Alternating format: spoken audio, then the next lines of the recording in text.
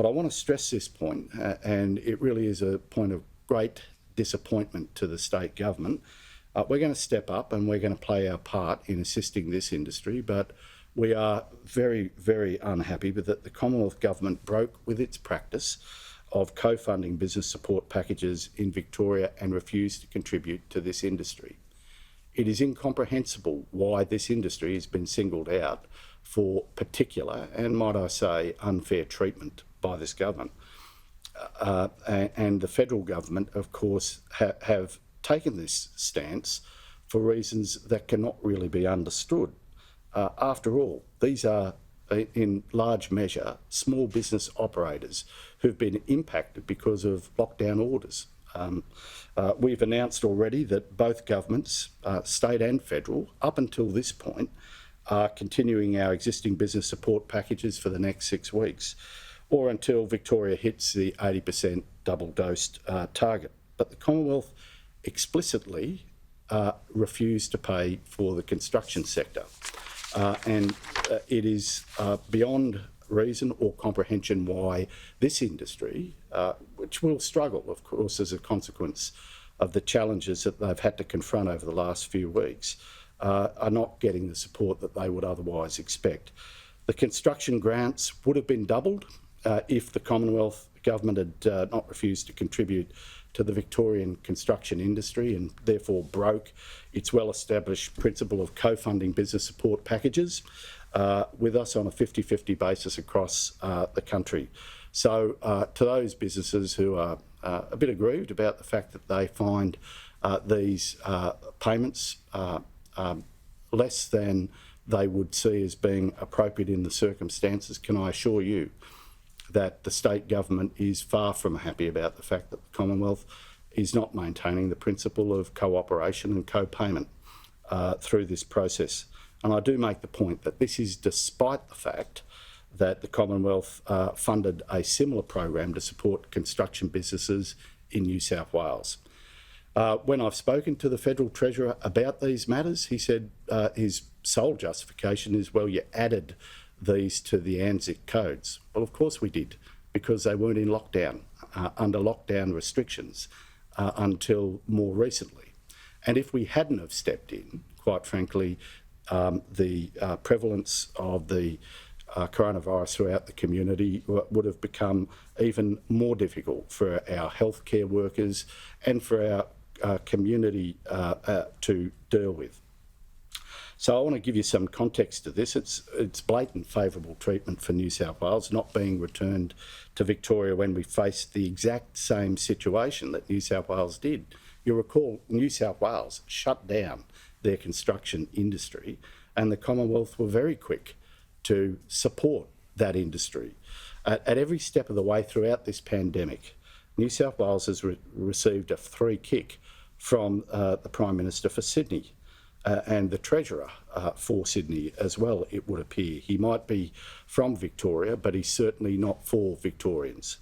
And this is Victorian business, that this act of churlishness, and might I say small-mindedness, is going to hurt. This is their constituents. We've made the choice as a government to stand by every Victorian business and everybody adversely affected by what has been a substantial economic event as well as a public health event. And the one thing we've tried to do is not play the political game throughout this process. That's what upsets us most, that politics seems to have trumped common sense when we're talking about standing behind an industry that needs support. So data released yesterday shows that New South Wales received $6.15 billion in COVID disaster payments compared to $2.4 billion in COVID payments for Victoria. In the week to the 26th of September, they received 85% more in COVID disaster payments than Victoria.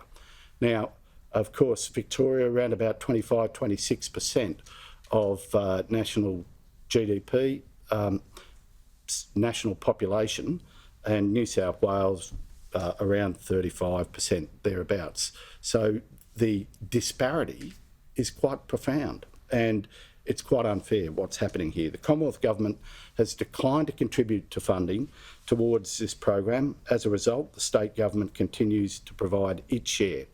But we will not be intimidated through a form of economic coercion to see our industries disadvantaged, nor will we be subject to economic coercion by the federal government if they think that our commitment to public health outcomes will be influenced by their churlishness and their mean-spirited approach towards supporting industries that need help. We will always make the right choices following the best public health advice from our Chief Health Officer and his team. And that is a thing that Victorians need to be assured of, and it's a thing that the federal government needs to be very clear in their mind that that is our position. They can threaten, they can withdraw funding, they can do whatever they want in an economic sense, but the public health of the community is our number one priority. This is quite perverse given that the state government is committed to the national roadmap. You heard the Premier here yesterday in unwavering terms, making it clear that our actions are consistent with that roadmap. And it seems rather strange that the political colour and complexion of a government seems to be the driving influence around what the federal government considers to be fair and appropriate treatment. And it's not us that they're hurting in large measure. It's these businesses and it's the Victorian community. So the construction industry has operated in some form throughout this pandemic. The 2-week shutdown is expected to result in a reset and a realignment on compliance and enforcement. When the states were left to do the heavy lifting, keeping the people in jobs and industries afloat as we battle the global pandemic, it was Victoria who dragged the federal government kicking and screaming to do its bit and to help out. And the first opportunity that they got to run away from their responsibilities, they took. Now, I don't know how much money matters to our federal government, despite the fact that they've seen a very substantial improvement in their budgetary position as recently as the last day or two. But I would have thought it really speaks volumes about their priorities. So apparently it's not a race when it comes to vaccinations, but it is a race when it comes to ending financial support for businesses doing it tough. If only they'd acted this urgently when it came to having meetings with Pfizer. So now again, we find ourselves in a situation where Victorian workers and businesses have been abandoned yet again by their federal government. So if the federal government, if the Prime Minister wants us to stop calling him the Prime Minister for New South Wales, well, he has to stop acting like it. Today's support is targeted where it's needed most, and Victorians are standing up to deliver what industry needs and what industry deserves. It's fair. In fact, it's more than fair. It's an imperative that we make sure that industry gets the resourcing they need. What's incredibly disappointing about this is a federal government who've sought to be miserly with money or malevolent in terms of preferential treatment against people and businesses who are all doing it tough and all deserve a fair shake. And ultimately, this will come down to the quality of the government's response. The federal government left people behind when they needed it most. This state government will continue to be there to support, within the parameters of our capacity, the building and construction industry. But make no mistake, this is churlishness, this is mean-spirited behaviour, and it hurts an industry that doesn't deserve this treatment.